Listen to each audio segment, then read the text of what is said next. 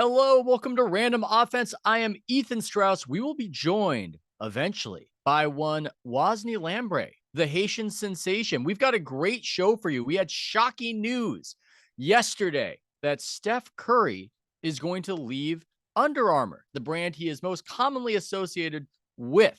We've got a range of other great topics, including how the fans of Dallas have fired Nico Harrison. We've got a firing by the mob. I would say a righteous firing. I would say a justified firing, but nonetheless, it appears to be socially driven. And we will get into those topics, but I want to start with another social phenomenon here, social media phenomenon. And I also forgot to mention, you guys can ask questions. You can raise your hand in the chat and do that. I forget sometimes. I get a little bit too, I don't know, in love with the sound of my own voice, as I will do in this monologue.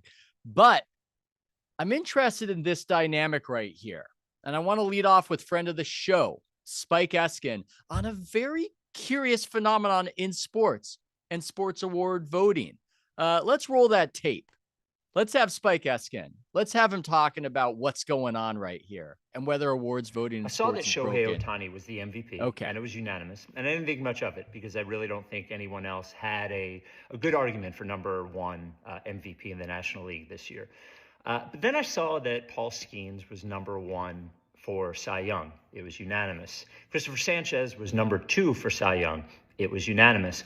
And I started thinking back to the last few years about a question I've asked when we've done NBA draft stuff for the podcast, is we look at all these experts and there is this sort of odd consensus about where everyone is drafted. Maybe somebody has someone one or two spots higher, but it all sort of lines up with one another. And I thought to myself, and I've asked the question, what would everyone's big board be if they couldn't see everyone else's big board? Most likely, we would get more differentiating opinions if there wasn't sort of this fall in line thing. And I think what we're in is this era of consensus of fear. And we see it in art too. I'll get to that in a moment. Before, for voting like this, for MVPs, and what also triggered this was the fact that not only was Ohtani's MVP unanimous, all four of his MVPs have been unanimous. So you're telling me at the end of all four of those seasons, there wasn't one person who voted for the MVP who thought that Shohei Ohtani wasn't the MVP. So it used to be that the MVP or things of that nature, Cy Young, were sort of narrative-based, eye test-based, and maybe traditional stats, and it was a combination of those. Then it swung very hard to numbers. We were in the era of numbers, and the person who won the Cy Young had the highest, had the best advanced stats. And we got a guy who won Cy Young with 9 wins. And this happened in the NBA as well, whose VORP was the highest, whose box plus minus was the highest. And now we've sort of evolved past that into a consensus of fear, in which a consensus sort of develops around one player or thing. And if you do not fall in line with that consensus, you are at risk of being vilified for your opinion. So if you vote for somebody else other than Paul Skeens for Cy Young, even if Christopher Sanchez has a higher WAR, you are at risk of being the one or two people who did that, and then your name will be blasted everywhere and you will be vilified for that. And this goes with art too, whether it's the new Fiona Apple album. If you say, hey, I don't really think it's that good. If it's Sinners, you think maybe it was a good movie and not a great movie. And now it's in sports. I just refuse to believe that Michael Jordan can't have any consensus MVPs. LeBron James can't have any consensus MVPs. And Shohei Ohtani has 4. And I can't believe that even though Paul Skeens was the unanimous Cy Young, how could Christopher Sanchez be the unanimous number 2? How can this keep happening? And why is everybody's big board like exactly the same? So that's my little theory. You could say maybe I'm just being a contrarian, which I am, but I also think I'm right. Oh my God. He's completely right. And it all comes full circle here because I believe Steph Curry was the first unanimous MVP of the NBA. And I think that begat an era of this. I also remember Greg Washburn, a beat writer or some form of local writer, I think out in Boston. He voted for Carmelo Anthony for MVP. He was pilloried. He was destroyed. And that was the end of that. It's all about trying to fit in with the herd. It's all about not trying to have a take that stands out, but trying to shrink and hide from doing something different. Yes, Spike's right. He is a contrarian. Some have accused me of being a contrarian. I know that's hard to believe. I know that's crazy. But it appears that contrarianism itself, even on something as low stakes as who should win an award in sports, has been beaten out of us. I find that to be so interesting. Now, Teutonia World says it's the feminization of groups. I don't know about that. I'm not sure if that's the reason for it all, but I just find it rather interesting. And I want to bring it to Waz's attention when we do get Waz on. I want to get Waz's take about whether we are actually representing the true beliefs when we vote for these awards, or we're trying to fit in with the crowd, or something stranger, something I think actually happens quite a bit, which is that we see what everybody's saying and we try to fit what we believe to what everybody is saying, so we don't get too much. Can I curse on my own thing? So we don't get too much shit. I think that's very, very interesting. Now, let's see about what else we got. And I'm just going to tee up. I'm going to tee up the Steph Curry of it all right here. And I think I don't even need to give Waz too much exposition because he knows what's going on. We're texting with people behind the scenes. We've got some insights into the whole rigmarole. Shocking news reported by Shams Charania yesterday that Steph Curry leaving Under Armour.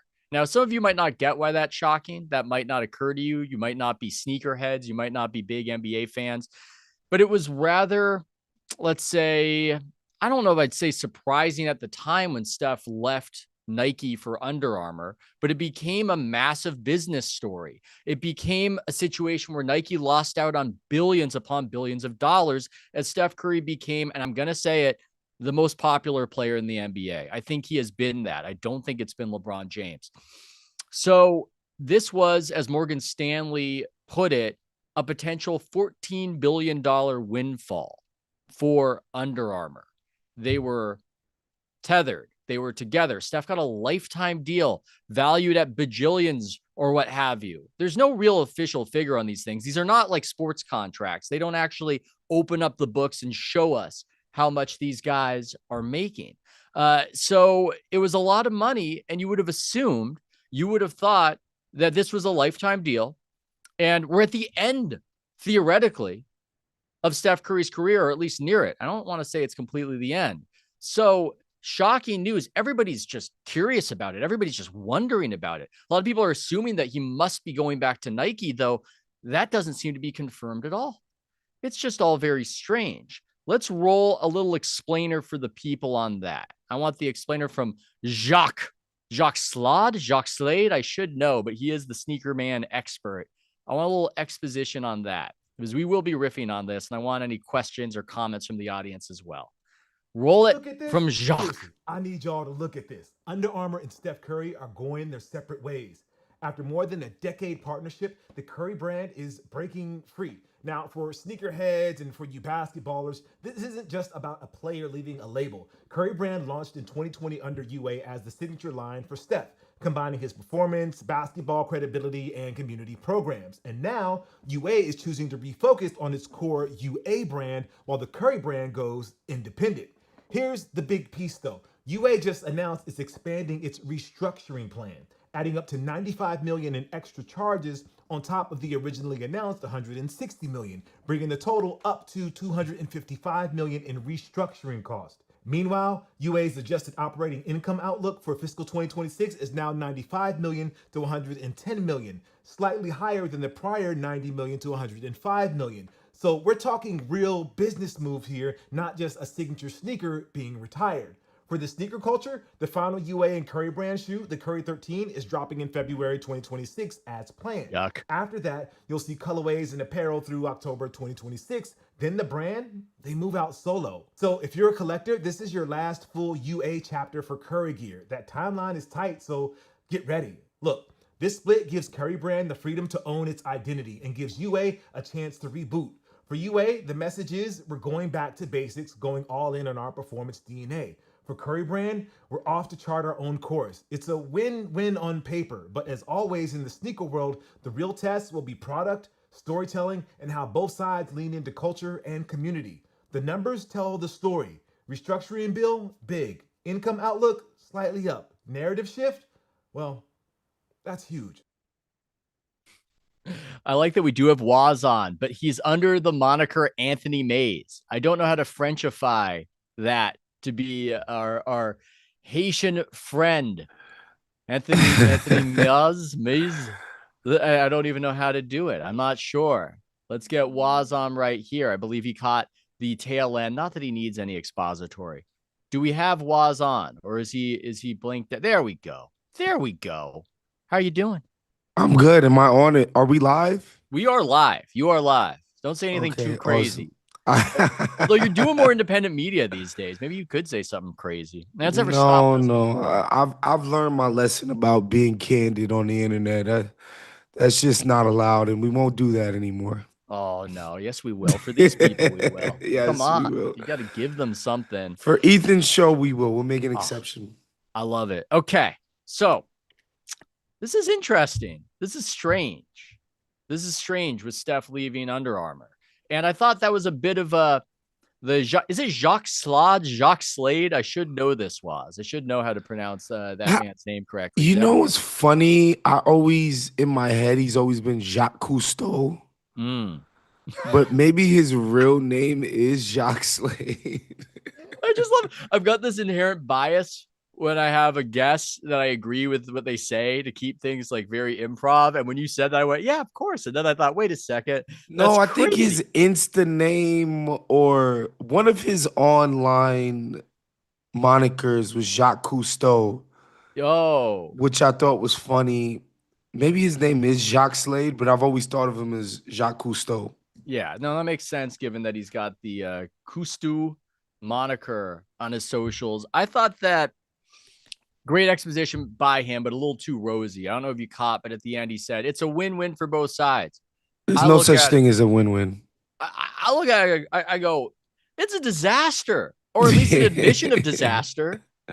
Under Armour got Steph Curry, just in his prime, lightning in a bottle, and collapsed financially. Funny aspect of this to me, I don't know how much they paid him in stock, but they paid him a lot of stock. And for so many years, I've been told about the business genius of Michael Jordan, how he told Charles Barkley, look, don't let him pay you in money, get some Nike stock. And Charles Barkley went, man, Michael Jordan, he just made me so much money from doing that. Best advice ever. Steph Curry gets paid in Under Armour stock. I think the Under Armour stock at its peak around 2016 was something like $46, and now it's something like $4. So they paid him. They just paid him all his money that disintegrated into dust. Yeah, I don't know. I don't think it's a disaster in the terms of these companies and these CEOs and CFOs are supposed to be planning out years in advance, and they sold a vision to their shareholders that they could and would one day be Nike, which was just clearly not true. Yep. And was probably a bit of a mistake to pursue that endeavor as rigorously as they did. But that's not to say that they can't still be successful in, the sports merchandise industry. I just think they tried their hardest to, ascend to the heights of the big two, and they failed. But that doesn't mean they can't have a successful business. To me, I almost look at it like an Android phone, like you tried to be iPhone for years, doing the whole like commercials where they denigrate iPhones and like that's our direct competition and blah, blah, blah. And then, they've comfortably fallen into a clear like, yo, we're the other phones in the market. Yeah. We're not iPhone. We're never going to be that. We tried. It didn't happen. And, we're still in a good place. We still make money. And I think Under Armour can settle into that. But they were, for a while, trying to compete with Nike and Adidas. Yeah. Oh, they had a spectacular rise and fall. And I'm interested in that aspect where for they had a run of endorsements and endorsers that was historic. At the same time, they had MVPs in NBA and NFL. And I guess we don't really have the golf MVP, but they had Jordan Spieth when he was at his peak, Cam Newton at his peak, Steph Curry. It seems so plausible that Nike was going to be overtaken. And the crazy thing about this is that Nike hasn't exactly thrived since, but Under Armour collapsed harder. Now, some would say there's a political component to it all, to the fraying and fracturing between CEO of Under Armour, Kevin Plank, and Steph Curry. I mean, it's a little weird because I saw something recently where Kevin Plank was playing golf with Barack Obama. So how much could politics be part of There's no of this? politics in business, Ethan. Like, in so much as there are, they're all on the same page. Like, when it comes to making money, like, there's no left and right divide in money making, like in maximizing shareholder profit. There is no Democrat or Republican way of doing that. If UA was selling for $100 a share, then come on, man. Kevin Plank's politics would look great. I also just don't know how deep. I mean, here's an offshoot topic. Sure. I don't know how deep Steph Curry's politics is, but it's confounded because Trump has taken shots at Steph, and then it's a personal thing. So I don't know. I'm not sure. I don't know what Steve Kerr would say about politics if it hadn't gotten personal between him and Trump. Maybe all the same stuff. I'm not sure. But I mean, if I would make a guess, like, Steph is a big God guy. He's kind of toned it down publicly. He came out the gate like going hard. You think like playing he was with damn Kuminga, you think playing with Kuminga made him an atheist? Is that what you're insinuating? He came out the gate. He came out the gate. You know, he was damn near Tim Tebow when he came out the gate. And I think he got some advice like, yo, bro, that shit doesn't play, bro. And he stopped. And I think Steph I think he's savvy enough to not be some Democratic Party apparatchik, but also I don't think his God stuff has gone away. And if you're really into that, you can't really fully embrace what the Democrats are offering to Americans. That makes a lot of sense. And I think that Steph's level of political involvement, you could just read it perfectly into the last DNC convention where they made a big thing of, oh, he's going to give a speech. Oh, he's going to endorse. And it was him on the video board, literally phoning it in. He wasn't present. He wasn't like his coach doing the night, which Steve Kerr did. It was, yeah, this is who I support. I'm not going to be there. I bet his wife is a big Democrat. I'm guessing. I don't know. I bet anything that I own that lady is a Democrat. Okay. She still wears Kamala merch. I bet you. I mean, I like these sorts of theories, and I go to that as well. It might be unfair, but I saw Amon-Ra St. Brown. He did the Trump dance, Lions receiver, because Trump was in the building. And then he apologized for it and said he didn't mean anything by it politically. And he was just having great fun. Dance. I wonder, just because I'd seen the Receiver documentary on Netflix, I wondered, I don't know if it's his wife or girlfriend or what, but I immediately went, that was her. That was her. I don't know if that's fair. I don't know if that's true, but I immediately made that assumption. I don't think it's a stretch to say that people's significant others have an influence on what they do in public. I don't think that's a crazy thing to say. It's not crazy. So Teutonia World's throwing shots right here in the chat. What's going on? He's saying, I hate giving any credit to LeBron. Steph was a phenomenon to himself, but he later got on to play the white hat for the LeBron haters. Steph doesn't matter like that anymore. I'll never agree with that. I think there were a lot of people who played that role. Funnily enough, D Rose was one of them. When we were in our era of LeBron is evil, we anointed D Rose to be the MVP because he somehow was the anti-LeBron Kevin Durant was an anti-LeBron. Steph Curry became an anti-LeBron, but like by the time Steph kind of became who he was, we were on the downslope of the LeBron hate. But I gotta tell you, Ethan, like there's nothing quite as enduring as LeBron hate. Like, talk to your average Laker fan, and they will tell you about their how conflicted they are about rooting for the guy that has elevated their team because they hate him. Yeah. Like it's enduring, dude. Like there's something to Tony's saying. Like there's something to the idea that LeBron has just been this vector of interest, whether it be hate or love, that is unlike even the Steph thing. But I think Steph has become his own thing. I mean, maybe I'm biased because I've become such a Steph No, homer I've got when to I started out as a bit of a hater because I've of got to that white hat take. element. Well, I think the white hat is the problem. I think that's my take on it. I think there's something to Teutonia, something to what he said. I think the NBA is not as hot as it was writ large in 2016.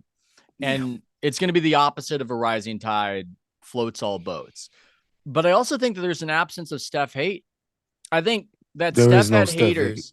That Steph used to have people He who did. resented him, He had people who hated him. players who Yeah. resented him. I don't think the masses ever resented Steph, but players hated him. I think there were fans too, because there was an element of you're selling this guy to me like he's the greatest thing since sliced bread. And in the finals, I'm not really seeing him come through like that. It's not all adding up. It seems a little bit more style than substance. And I think what ultimately killed a lot of the heat of the Steph phenomenon was what stamped him, was the Boston Celtics finals, was that finals on his own. That took away a lot of it because you couldn't say anything anymore. And he wasn't Yeah. like LeBron. He wasn't always in the zeitgeist trying to Mhm. get in the zeitgeist. So pretending that he's reading some book or Yeah. watching some movie or trying to get his coach fired or anything like that. And so now it's just, everybody loves Steph. Everybody loves Steph, and the team isn't quite good enough to win a championship. And what are you going to really say about it? And it's a weird, it makes it weird that they would sever ties right now, because I don't know what the Steph Curry brand is if we're just talking about the last two years of his career. It's a bizarre business story. I don't know. I think people like Steph, you need to be in business with because he has people who adore him. Like that's to me, that's the number one thing. Like, how do you achieve that? Like I think about Adidas and the signature athletes they have, who are all great NBA players in their own right. When you think of well, not Trae Young anymore, but a Donovan Mitchell or Damian Lillard or an Anthony Edwards, who might be, on his own plane, or James Harden. Like these are great players, but none of them engender the type of devotion that Steph does. Like Yeah. there's something special about that. Like people genuinely are stands of Steph. It's almost like, my lady's here, she's addicted to Beyonce. And when you like look into Beyonce fandom, there's a different level of dedication than, I don't know, like Dua Lipa, who's like, very popular, very successful in her own right. But I promise you, her fans don't want to die for her the way Beyonce fans do. And I think Steph has that element. I think he has a core level of devotion that is just, it's impossible to manufacture on your own. Like as a company, as a corporation. And so I think that's somebody you should be trying to be in business with. Yeah, I would think so. I think the story is that Under Armour's business collapsed for non-Steph reasons, and now he's Yeah. too big of a concern to really be sold by them when they're at $4 a share or whatever. So they can't Yeah. do it. They've got to figure it out another way. Now, here's where it gets interesting to me. You would think it's perfect for Nike. They kind of did it for Kobe Bryant, didn't they? Kobe Bryant was Adidas, and then he Yeah. becomes this latter career Nike guy. And in theory, they could do it, but this is why this industry interests me. Some of you might be watching or listening saying, I don't care how sneakers are sold or whatever. I personally like it because it's personalities, it's human beings as these businesses, it's egos, it's all of that stuff that's not exactly the same as looking at the share price for some steel company. This is a different thing. Nike can't market everybody. They would sure like to, but they market disproportionately. They have a guy, they have a face. You see that when you go to Beaverton and you see whatever posters they have up there. When you're a guy within those halls, when you are the main guy, you've got a lot of capital and you want to prevent anybody else from being the guy. And it's tough when you're right on the outside looking in, or it can be. I think Kevin Durant, as I've written about, he'd go to them and go, well, why can't I be the guy? And it's just, look, you're just not. You're just not. It's LeBron James. It's LeBron James and the executive Lynn Merritt, who has risen alongside LeBron James. He is the guy. I don't think Nike can really market Steph because LeBron's still there. And I think it's that simple. I think it doesn't fit for that reason. I don't see how it's done. You know, what's interesting about that to me is, like, as somebody who, I'm in the upper quadrant of people who would be interested in what Steph and a potential Nike thing would do, or what LeBron is doing with Nike, or the just Nike's basketball business. I'm somebody who's like thoroughly interested. I don't really think they're doing that much in terms of the LeBron business. It like at this point, it doesn't feel like it's this omnipresent thing. No. Not anymore. And whatever, he's 48 years old or whatever the hell he is, right? Like the idea that they would be marketing him as if it was 2012 wouldn't make sense. But there's nobody else. To what you're saying, though, there is a certain level of property ownership that happens at these brands, and you do wonder if Steph could come in and they could treat the Steph business the way it deserves to be treated, because it would potentially step on toes. I just think Nike would be in dereliction of their duties if they didn't pursue the Steph. Like, that's crazy to me.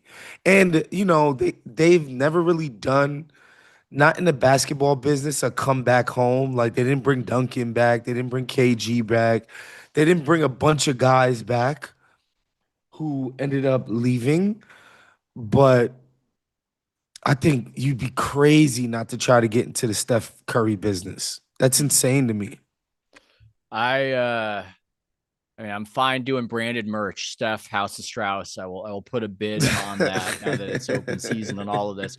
As it would be a dereliction of duty for Nike not to explore this, it would be a dereliction of duty for me not to have Teutonio World, after I slandered him, to not take a question from Buck superfan Teutonio World, trying to kill off Steph's career now that Giannis is on a really good rhythm right now and piling up the stats. I'm praising him. I'm praising him. It was marvelous. Now it's over. So let's say Steph goes to Nike. Yeah. Right. Like, so 20 years ago, that might be a black and white commercial. Steph Curry in the gym by himself, shooting threes, music behind. Why do I still shoot? I'm still great. There would be some narrative, some dope, well-produced trailer that would establish for the fans that, hey, this guy may not win the title this year, but we like this guy. There's beauty in the struggle, all this kind of stuff. Like, aside from that, I mean, I'm far too much of an old head to think all these shoes aren't just ugly regardless. So, like, on the sneaker part, like, whatever. But honestly, like, for the average middle-aged sports fan, what would it, like, who cares what? I don't know that other people who aren't in sneaker culture really care at all about the shoes, aside from the marketing aspect. Nike used to do so great on not just, as you just said, not just the top 3 guys, but the top 15. Like the best example of this was whatever that Air Force commercial was, where they're all hooping in a hangar. Yeah, and it's like LeBron. It's like, I can't say, yes. but yeah, whatever the rap song was, I don't know. The final, well, I'll think of it in a minute. It was a remix of something else, and it's like Amari Stoudemire and it's Steve Nash and I Yep. think it's Kid, and it's like 20 guys hooping it's Dipset, right? Well, whatever it was. So I guess my question is, and for those who like, what would it even? Does it matter anymore? Do sneaker commercials even matter in that way as far as the narrative building experience? Well, I maybe think when you're as rich as Nike, you can make anything matter I'll for a read Second this. moment. comment. Let me It's read a headline. Let me read a headline right here. go This ahead. is a little interjection, a little rebuttal, because I think he's getting at something. I really think he's getting at something, which is that sneaker culture, what's happened is almost an indictment of sneaker culture. It's indicative of the fall. But at the same time, what do you make of this? The sleek, light, armory blue Kobe 6 Protro. I can't even pronounce this. Protro. Featuring a snakeskin pattern and neon blue Nike swooshes, launched at 10 a.m. Wednesday with a price tag of $200, sold out in less than 24 hours. Now, why did they sell out? Why did that happen? These shoes? It's Caitlin Clark. She's wearing those shoes. So, what do I you make don't. of that? I don't think. I mean, Nike will play a lot of games with inventory to produce a headline like that. In terms of, they'll just You not don't put out buy a it. lot. You don't think No, I don't think she's that's selling like just. I don't think hotcakes. that. No, I don't think that was a mass. I don't think that was a mass produced shoe, like, like they're gonna do with some Jordans on Black Friday and another pair on Christmas that sells 2 million pairs. I bet you it was probably like 10,000 pairs. And to me, Steph is a Kobe figure, like straight up. Like, you can, if you put out 20,000 Steph Curry Nikes, them things are gonna sell out. And it's not just gonna be like, because I think with the Kobe's, there's a lot of Kobe people mixed in with the sneaker devotion. But I think mostly it's Kobe. And I think with Steph, like, he has people that love him. And I think, like, another part of it is price point. Like, if you price Steph Curry sneakers the same level that you do LeBron's.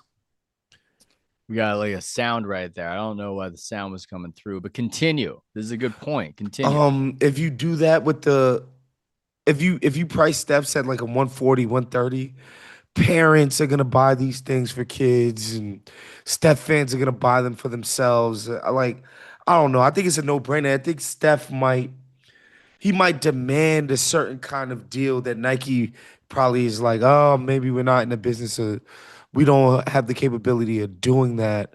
But I think Steph Curry he's a singular type of athlete. He's not a Giannis. He's not a Ja sneakers are still selling, by the way. Yep. He's not a Devin Booker. He's not a Donovan Mitchell. Like, I'm just naming you NBA guys who have their own shoe.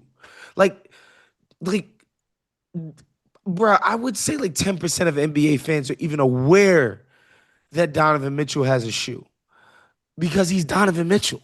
Yeah. Like, but Steph Curry, that's just a different proposition.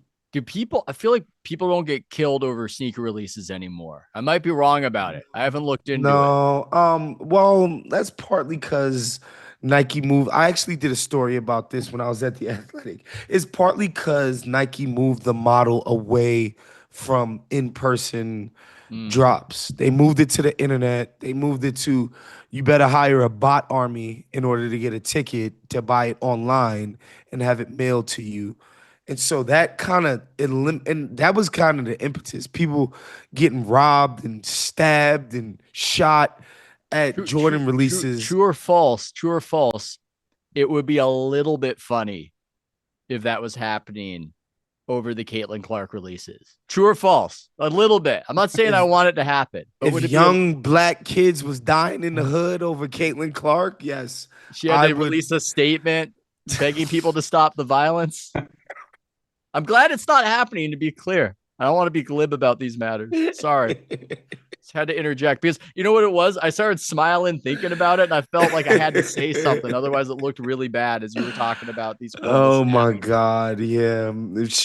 I hate when they make Caitlin Clark do woke statements in public, but if somebody died buying her sneakers, she might, especially if it was in like DC or Baltimore or something, like a really Please. black city. My Yeah, shoes aren't worth this. Please. I like. We'll get Joe Titty talking in here soon, but I like Titonia's idea of how you would market it if you were Nike. I was thinking, let me pitch this. Let me do my Whedon and Kennedy, Wyden and Kennedy, however I'm supposed to pronounce that. I feel like what you would do, you would have an ad, you'd have a misdirection where it sounded like Steph is coming home to Charlotte. And it's all you're depicting all the news about it, and all these people in the Bay Area are scared, and Steve Kerr is worried. And it's actually the reveal at the end is he's not coming home to the Hornets. He's coming home to Nike, and it's a depiction of the relief. That's what I would depict right Hey, hey, I like that, but Giannis, I totally was. I'm totally good for we can do that. We can do that reveal, but it's just he stays in Milwaukee. We can do the next. We can have Spike Lee. We can have De Niro. We can have Rollins. Like we'll put Rollins in the commercial. Yeah, the problem is your guy doesn't want to end the flirtation with his whole 1 foot in, 1 foot out. Hey, well, I mean, ask Aisha. Some people like to flirt. Giannis is married to Milwaukee, but he's not dead. Okay, let's get Mr. Titty, Mr. Joe Titty up here. It is funny to pronounce your last name, and I apologize for that. I know you've been hearing it your whole life. You're on mute, though. We got to unmute you. You got to unmute yourself, brother. Okay, yeah, now we got it with your lovely accent. Let's hear it. Yeah, I already managed to stuff up the microphone situation before. My bad, fellas. But good. Ethan, you should explain why my last name's so funny to say. I've never heard that before. We'll leave that one unexplained. A little bit of mystery. What is your question, sir? Good. Well, it's probably kind of similar in a way to Teutonia's. I'm thinking like, I don't know, 20 years ago, we would have had some sort of recipe in mind for like what sells a sneaker, right? And, you know, the most popular athlete in the sport being the endorser would have been a huge part of like the pie. Yeah. Has your understanding of that pie or the recipe that makes a sneaker sell, has it changed in light of this? Because like, I love Curry. He is him and Jokic are my favorite guys, but I get why Jokic doesn't have an appeal. But Curry, we know everyone loves him, you know? So has the recipe changed? Or is it just the conditions that, you know, the sneaker business exists in that's changed, and that's the bigger factor? Yes, I think it's changed, but this is why I love this topic. The alchemy of not just stardom, but mimetic stardom. Why somebody like Jokic will be popular, but nobody will try to be like him. Nike's trying that right now with Wemby, the alien, but I don't know if the kids really want to be like the alien. I think part of what's happened, and maybe Waz would disagree, I think that sports are just less popular with kids. I think when we were kids, there wasn't as much out there.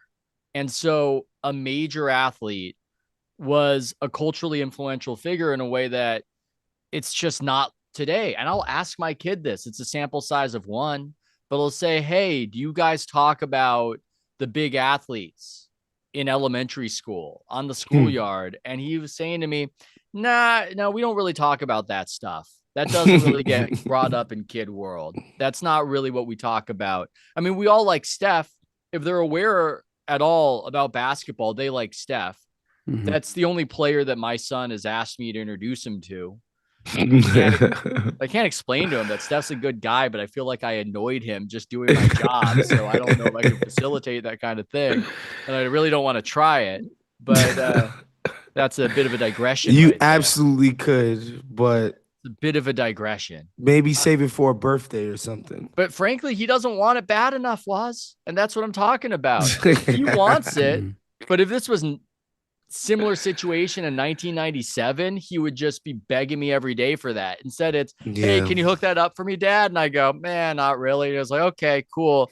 Can you buy me a Minecraft thing? And I go, okay, if you earn it, we'll see. Dude, if I thought my dad could introduce me to Kendall Gill in 1997, I'd have been up his ass about it. I swear to God. Okay.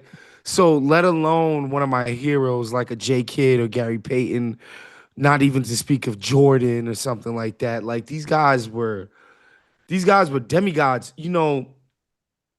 It's funny, man. Like since I started my new job and I'm working with these NBA players on a day to day, and Paul Pierce is even explaining to me. He's like the first time like I stepped on the court and I was playing against GP or Gary Payton. He's like, bro, I'm like, oh shit, like that's Gary Payton right there. Like Yeah. that's Jason Kidd right there. Like he's like, these motherfuckers had an aura, they had a glow to them, and that's a guy who made it to the NBA feeling that way. But another thing that he said, his youngest, is hooping or whatever, but he's like, I'm not pushing it on him. He's got to show me that he's like super obsessed with it like I was. Yeah. And I think there's something to that, but I think the companies with money can put things in front of everybody. I think the thing that has changed with Nike is not really the public. The public has changed, although the public's relationship to sports has changed, especially on the younger demographic. I think their business has changed and they became such a Jordan retro, Air Max 95 retro, Air Max 97 retro, Air Max 9. They became such a retro focused business and they became such an incredibly successful business. That's another thing that people don't realize. Like before the Jordan retro and the retro Nike business took off, Nike was a rich company, but like they weren't making all of this money hand over fist. This is a new existence. We've always thought of Nike as this omnipresent, incredibly cool brand. But like basically before 2007, 2008, that's 30 years into the company's existence. They weren't this insanely profit making machine that they became, which they became on the backs of these just re-releasing their classic sneakers, especially the Jordan brand. And so I think that does something to a company when you become this thing, when you started out as this thing that's constantly just selling excellence to people. Basically, we sign the best athletes and we make the very best footwear to we're selling nostalgia constantly to you. I think that disrupts your own business. It disrupts your own identity. And I think that more than anything is why we don't think Nike can produce a sick ass Steph Curry campaign. It's because they really haven't had to. Like their business doesn't live and die on that anymore because they found this fucking well that just prints money all the time. Well, I think you see this all over culture where the marketing of nostalgia is deeper than you would think, and it can go on for longer than what you might think because we're used to these life cycles of generations where older generation dies, new generation replaces it. But these baby boomers are living. They refuse to die. Jesus Christ. The millennials just gonna be there a while buying Jordan stuff. So you don't necessarily need to re-rack it. You don't. It makes things a little strange. It makes it feel like we have a very stuck culture, as we can see in so many different places. But you're right. You don't need new fodder for all of this. But to what Joseph is saying, I also don't even know if you need the mimetic models. It's an adorable cat that was Big cat. Lovely cat. I don't know if you need the mimetic models to even be great in basketball. People say LaMelo. The kids like LaMelo. Does he need to be great? I don't know. His sneakers sell way more than they deserve to. Sophie Cunningham, I just saw she was at whatever golf event Caitlin Clark was at. I think she hit a golf ball right into the crowd. I don't think she's the greatest of WNBA players, but she's got some sort of something as a good-looking blonde woman with a personality. She's marketable. So I don't even know if the traditional way we used to do this, where you had to be the best at your sport to be marketable, I don't even know if that's necessarily the case. It's all kablooey. It's all weird now. Is Steph less marketable than I think he is. Because to me, he's sort of almost like this platonic ideal of an endorser. Is there something I don't get? No, I think he's extremely marketable. I don't know that there have been more marketable people in the NBA than Steph. I think he's their most marketable player of Right. anything. So it's like the dog that does not bark is the shoe that does not sell, you know? Like, So why not? He's Under selling. Armour business sold. It did. Relative to his peers, Steph Curry's sneaker business is a huge business. It's just the nature of his contract with Under Armour was not just we sell shoes here. He was like kind of like we need to be selling shoes and apparel and this, and you need to be able to help us to sell other athletes. And it's not that. But in terms of Steph Curry's sneaker business, definitely makes money. Right. And I think taking that business anywhere else would like people would be happy with his sneaker business. From what I have been told, part of the problem was that in the boom times, they took the Steph Curry bonanza and they devoted the resources in the places they shouldn't have. Where Kevin Plank, he never really counted on this whole Steph Curry thing. They were just looking to get an athlete here or there. Next thing you know, Kent Bazemore, which was about the only level of athlete in basketball that UA could get. That's so crazy. Convinced his friend Steph Curry to come along to Nike. And it's not like they were ready for this. And it was almost like these stories you read where somebody wins the lottery, they blow all the money because they weren't in the world of making money. They didn't know how to handle it. It's almost like the Sacramento Kings hitting on a draft pick. They're not going to do anything with the draft pick. They're not going to do anything with it. So listeners won't recognize your Sacramento shade, but Ethan is right. Yeah. So this guy who's a college football guy, that's what he does. That's what he's about. This company's his baby. Suddenly this company is not known for him. Kevin Plank was the biggest Under Armour guy before Steph Curry. It was all about Kevin Plank.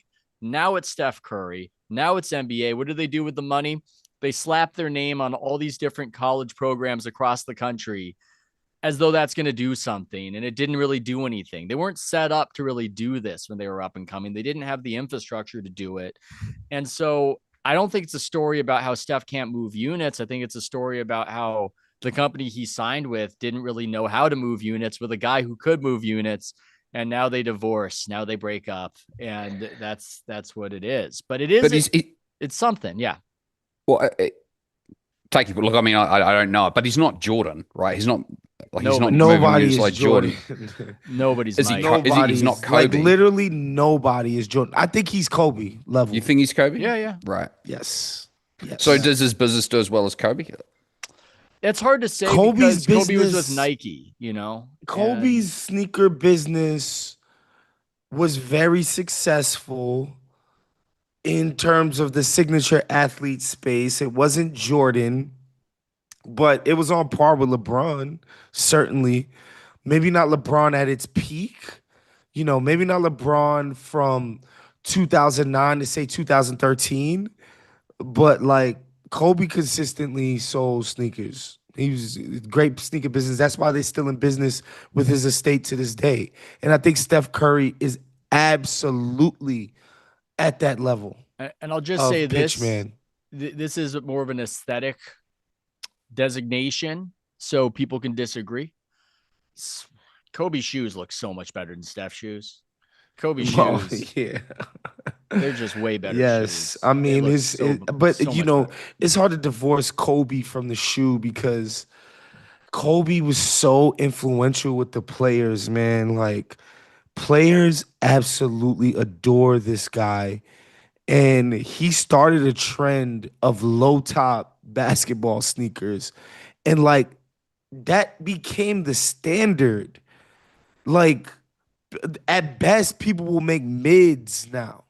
But the low top became the standard because Kobe pioneered it. Kobe was like, yo, I was watching, some soccer film and I'm watching these guys' agility and I'm like, I need to be that agile. They don't wear high top sneakers.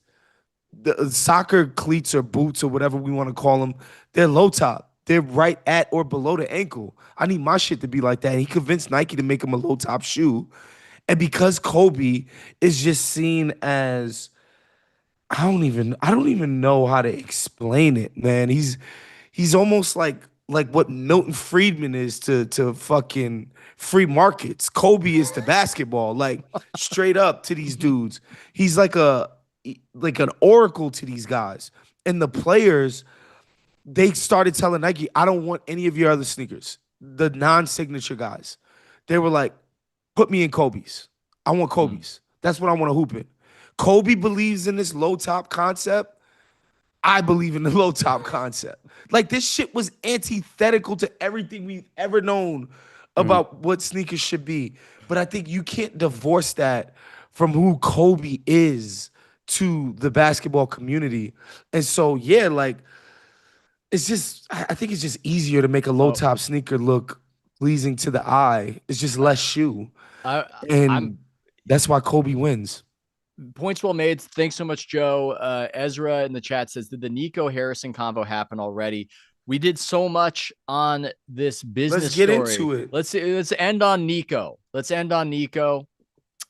I was going to throw up Kirk Henderson just blaming Nico on the way out, but I don't think we have time for playing that, even if it's good content. And I think Charles Barkley was defending Nico to a degree. This is an interesting ouster, even if it all makes sense. I find it interesting just because it feels like the fans did it. Unless you've been living under a rock, or if you have been living under a rock, Nico Harrison traded Luka Dončić. Maybe you heard of that. And finally this week, he was fired, and it felt as though he was fired not because the Mavericks brass was going, this season's not working, we need a new direction. It's that the fans just would not let it continue, that they were chanting fire Nico at not just Mavericks games, but any sort of game in the greater Dallas area or all over Texas. And so they had to do it. And I don't know if this is a new phenomenon or if this was just a unique circumstance, this particular trade that is never going to be repeated. The question I ask people and the passionate argument I have over it is whose fault? Who gets most of the blame? Is it Dumont, the new owner, or is it the guy he's fired and fed to the wolves, the blood sacrifice, Nico Harrison? You can go with that, or you can take this any direction you want. Who gets the blame? I mean, it's got to be Nico Harrison in the sense that this was his brainchild. Like he invented this as a thought. The thought that you would move on from Luka Dončić didn't exist before Nico Harrison implanted it into his owner's brains. Now, you can say the owners should be competent enough to be like, not only are we saying no to this, we're firing you. If you think this, like, you don't deserve to be our GM anymore. This is such a pick whichever R word you want to use. Pick whichever one. This is such a terrible idea. But I think, like, how do you not blame Nico for this? Like, it's a matter of perspective. I've got a friend who passionately, angrily says to me, it's ownership, it's ownership, it's ownership. But it is ownership, but like, but we're these NBA people guys. are not NBA people. We're NBA guys. Our perspective is that's the GM. Our perspective is it's the GM. The owner doesn't know anything. They're not supposed to know anything. First of all, Ethan, let's just say, because the reporting indicates that Nico is the one who took it to the owners, not the opposite way. Let's just say it was the opposite way. The job of the GM is to throw his body in front of that. Yeah. Like, no, yeah, I will die. Quit if you do this. You need to fire me before we do that move that you just proposed. So, no, it's the GM, man. Like, you are the top basketball person within the organization. Miriam Adelson and her son-in-law, bro, really? We're laying this at their feet? Really? That haircut is stupid. I think that is a problem for Dumont. But yeah, Ezra was saying, you want to ask if the Nico Harrison discussion is also dividing along racial lines. I would say It would if the Mavericks were doing a little bit better. If they were doing a little bit better, we could get a good race And war Luka was going. doing a little bit worse. Yeah, we get a good race war going. But I've seen people try to do this where like Nico's getting hell because he's black.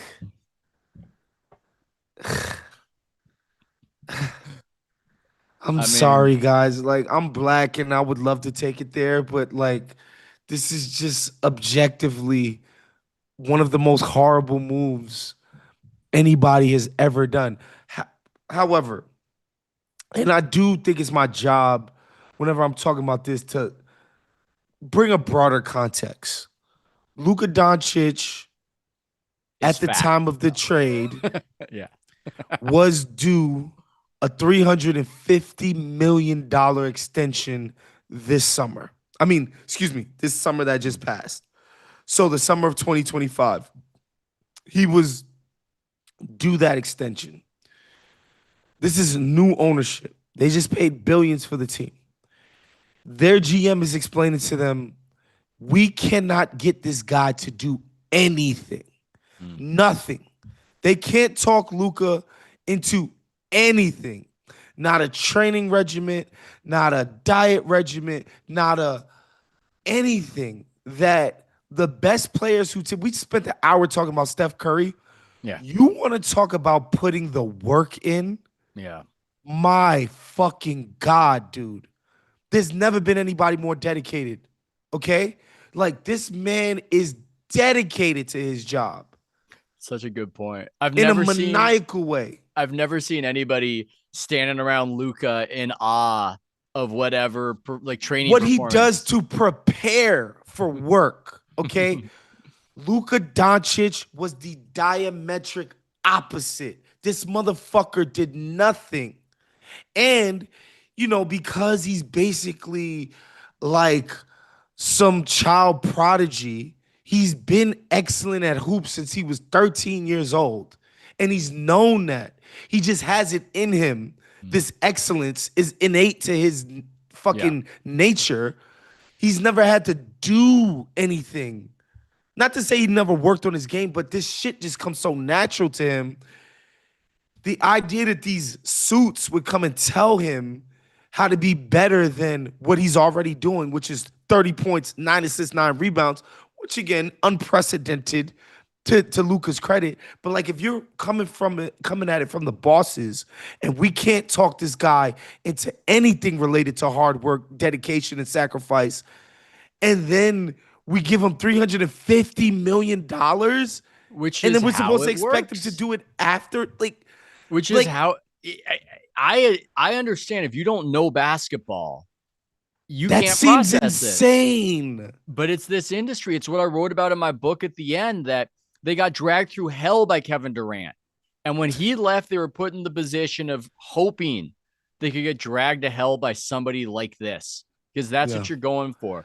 What you are going for as a GM or an owner, and all your power, your vision, your leadership, your little mantras, your little slogans, whatever it is to have some guy in his 20s just make you his bitch and boss you around and not have any real power to get him to do anything, because that's how important he is to this franchise. That's how important the guy is. And it's unusual you have somebody like Steph who had to scrape and scrap a bit to get to that mantle.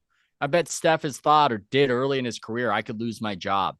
I've seen Chris Paul give speeches to guys at camps about how his perspective on the league is that this amount of draft picks enter the league, this amount of guys get flushed out, and I've got to keep my job and do everything possible to keep my job. To what you're saying, do you think Luka ever thought once about losing his job? No. And I have it on personal authority. No, sorry, not personal authority, because he didn't say it to me. But I have it on pretty good. I could say this is true. They are still steaming about it, the Luka camp. They still can't believe they were this opportunity for $350 million guaranteed was taken from them by Nico Harrison. Like, don't believe for a second that he would have gotten skinny this summer after getting through. No, that was all revenge. That was all spite. This whole season, this whole campaign is a spite to Nico Harrison and his disbelief in Luka Dončić as a worker, as a player, as a franchise guy. And again, Nico Harrison made the worst trade possible, but like from I'm talking about his monkey ass crew, his monkey operation that he had for a training crew, which is like some dudes that he met back when he was at Real Madrid in Spain. These are not trainers. These are just buddies of his from fucking Madrid. That was his training team. Like when he came back from injury, Ethan, part of his rehab with his training team on the practice facility, he's coming back from injury to start last season. Remember, he was like hurt, fucked up, and he's doing his ramp up. They were playing ping pong on the practice facility court. This is shit that happened. So, again, Luka is one of the greatest players I've ever witnessed. But if you're in charge of that franchise, and this is what you're watching on a day-to-day, it takes the superstar petulance to a bit, I don't want to say extreme, but Luka is ridiculous. And people and whatever, I don't care. I'm not afraid to say it. You know, we on with Ethan right now. We got to give it to the people. People will mention his off-court habits. That's a euphemism for drinking. Yeah. I won't say Luka Dončić is the only person in the NBA who drinks. What I will say, I bet he's in the top 10. I love how he's so good at basketball that he's clearly out of shape and it's affecting his work. Michael Finley takes the beer out of his hand and the reaction is, "You can't do that. What are you doing?" Taking a guy's beer. I'm telling you. Unbelievable. If you were working with this guy, and again, it's not to say Luka's not a dick to people, but the second you try to get him to do something different from what he wants to do, you're going to catch hell. And that's what they were dealing with in there. And I really don't think Luka ever gets in shape with the Mavericks. Just like I don't think Ja Morant changes his work habits in Memphis. I don't think Trae Young becomes a less shot addicted, whatever. Yeah. Like I don't think Joel Embiid, like when you anoint somebody the fucking boy prince of your franchise from the time that he's 20 years old, and that's all you feed him. All everybody in that organization does is fondle these fucking kids nuts whenever they're in his fucking presence. And you do that for fucking years on end. The idea that you're going to talk him into doing something difficult or something that he doesn't feel like he wants to do, I don't think that it's not going to happen. No. It's not going to happen. And so as much as Nico made a horrible trade, I don't think Luka Dončić changes his stripes in Dallas. I think he does continue with the horrible habits. I don't think he ever gets in shape. And I ultimately don't think he reaches his potential. Well, I think what we learned is I think it would be enough for the Mavericks fans. I think most fan bases would rather have the superstar not fair. Optimizing. That is fair. Versus whatever the hell they're going to get going. Lucky for them, though. Stacked draft class. Stacked draft class. You got Cooper Flag already. The future's not that grim. Good time to suck. Great show, everybody. Great comments. Great questions. Thanks so much to Woz. Woz, you've got a new operation to plug it man. I'm hosting a brand new podcast with Paul Pierce and Danny Green. It's called No Fouls Given. Wherever you get your podcasts, YouTube, Spotify, Apple, we're on there.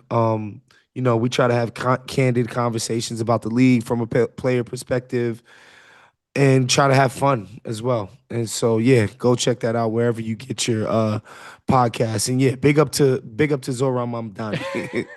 Tony wanted us to talk about that. I'm going, I don't live in New York City. I can't talk about Mamdani every time I'm a New York guy. I mean, there's nothing to talk about. He's got to become mayor. He's got to fail or succeed.